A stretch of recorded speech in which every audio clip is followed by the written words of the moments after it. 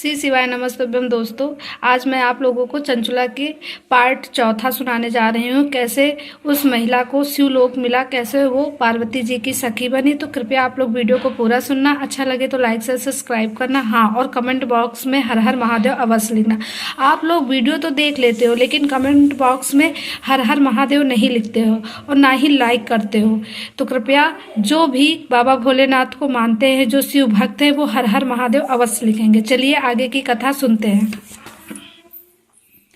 चंचुला बोली, निष्पाप गिरिराज कुमारी, मेरे पति बिंदुक इस समय कहाँ हैं? उनकी कैसी गति हुई या मैं नहीं जानती। कल्याणमयी दीन वत्सले, मैं अपने उन पति देव से जिस प्रकार संयुक्त हो सकूं वैसा ही उपाय कीजिए। महेश्वरी महादेवी, मेरे पति एक शूद्र जातीय वैश्या के प्रति आसक्त थे और पाप में ही डूबे रहते थे। उनकी मृत्यु मुझसे पहले ही हो गई थी। न जाने वे किस गति को प्राप्त हुए।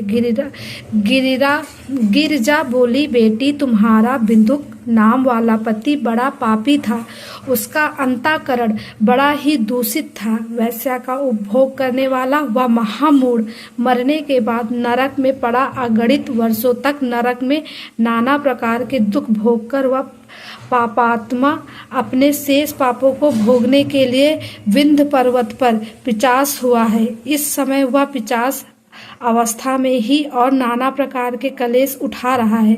वह दुष्ट वही वायु पीकर रहता है और सदा सब प्रकार के कष्ट सहता है।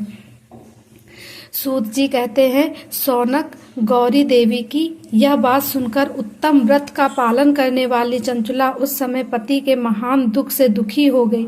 फिर मन को स्थिर करके उस ब्राह्मण पत्नी ने व्यवस्थित हृदय से महेश्वरी को प्रणाम करके पुनः पूछा। चंचुला बोली, महेश्वरी महादेवी, मुझ पर कृपा कीजिए और दूषित कर्म करने वाले मेरे उस दुष्ट पति का अब उद्धार कर दीजिए। देवी, कुसित बुद्धि वाले मेरे उस पापात्मा पति को किस उपाय से उत्तम गति प्राप्त हो सकती है, यह शीघ्र बताइए। आपको नमस्कार है। पार्वती जी ने कहा, तुम्हारा पति यदि शिव पुराण की पुण्यमयी उत्तम कथा सुने तो सारी दुर्गति को पार करके वह उत्तम गति का भागी हो सकता है। अमृत के समान मधुर अक्षरों से युक्त गौरी देवी का यह वचन आदर पूर्वक सुनकर चंचुला ने हाथ जोड़ मस्तक झुकाकर उन्हें बारंबार प्रणाम किया और अपने पति के समस्त पापों की शुद्धि तथा उत्तम गति की प्राप्ति के लिए पार्वती देवी से यह प्रार्थना की कि मेरे पति को शिव पुराण सुनाने की व्यवस्था होनी चाहिए। उस ब्राह्मण पत्नी के बारंबार प्रार्थना करने पर शिवप्रिया गौरी देवी को बड़ी दया आई। उन भक्त वत्सला महेश्वरी गिरिराज कुमारी ने भगवान शिव की उत्तम कीर्ति का गान करने वाले गंधर्वराज तुम रुको बुलाकर उनसे प्रसन्नता पूर्वक इस प्रकार कहा, तुम बुरो, तुम्हारी भगवान शिव में प्रीति है। तुम मेरे मन की बातों को जानकर मेरे अभीष्ट कार्यों को सिद्ध करने वाले हो। इसीलिए मैं तुमसे एक बात कहती हूँ, तुम्हारा कल्याण हो। तुम मेरी इस सखी के साथ शीघ्र ही विंध्य पर्वत पर जाओ। वहाँ महाघोर और भयंकर पिशाच रहता है। उसका वृतांत तुम आरंभ से ही सुनो। मैं तुमसे प्रसन्नता पूर्वक सब कुछ बताती हूँ। पूर्व जन्म में वह पिशाच बिंदुक नामक ब्राह्मण था।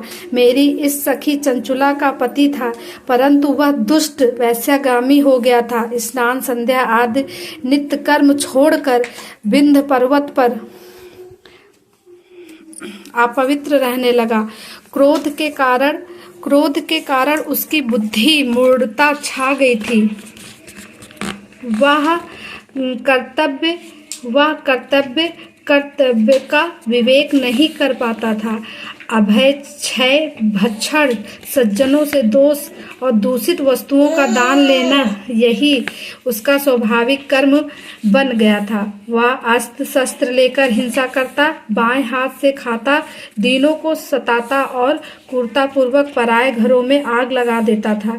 चंडालों जैसे प्रेम करता और प्रतिदिन वैश्या के संपर्क में रहता। बड़ा दुष्ट था। वह पापी अपनी पत्नी का परित्याग करके दुष्टों के संग में ही आनंद मानता था। था वह मृत्यु पर्यंत दुराचार में ही फंसा रहा। फिर अंतकाल आने पर उसकी मृत्यु हो गई। वह पापियों के भोग स्थान घोर यमपुर में गया और वहां बहुत से नरकों का उपभोग करके वह दुष्ट आत्मा जीव इस समय विंध्य पर्वत पर पिशाच बना हुआ वहीं अपने पापों का फल भोग रहा है। तुम उसके आगे यह यत्न पूर्वक शिव पुराण की उस दिव्य कथा का प्रवचन करो जो परम पुण्यमयी तथा समस्त पापों का नाश करने वाली है। शिव पुराण की कथा का श्रवण सबसे उत्कृष्ट पुण्य कर्म है। उससे उसका हृदय शीघ्र ही समस्त पापों से शुद्ध हो जाएगा और वह प्रेत योनियों का परित्याग कर देगा। उस दुर्गति से मुक्त होने पर बिंदुक नामक पिशाच को मेरी आज्ञा से विमान पर बैठाकर तुम भगवान शिव के समीप ले आओ। तो श्री शिवाय नमस्तुभ्यम। दोस्तों, आज की कहानी यहीं तक। अगली कहानी कल के वीडियो में आप लोगों को मिलेगी, तो इसलिए वीडियो पूरा सुनना और कैसी लगी ये कहानी हर हर महादेव अवश्य लिखना।